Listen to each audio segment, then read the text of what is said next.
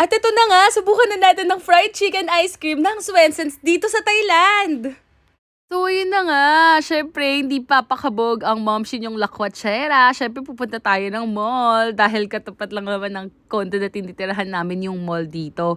So, ayun. Lakad-lakad din tayo pag may time. Labas-labas din ng bahay, mga momshies. O, diba? Nandito na kami agad sa mall. Sabi ko sa inyo, sobrang lapit lang nito sa amin eh. Sobrang excited na ng anak ko. Tumatakbo pa siya. Kasi dito kami lagi kumakain dati ng mga dessert kapag nagki-crave kami. Sobrang daming pagpipilian ng mga dessert dito sa Swensens. Kaya pag pumunta kayo dito sa Thailand, huwag niyong kakalimutan na kumain sa Swensens.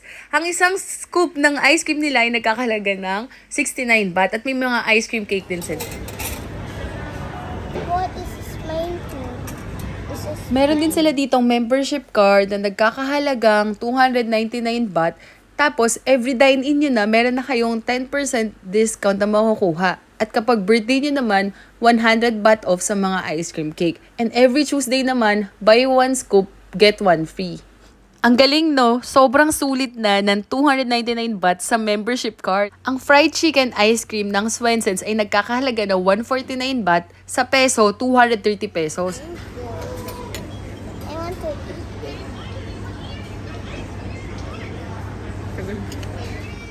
Super excited na ako. At ayun na nga, mukha talaga siyang fried chicken. Pero ice cream talaga siya.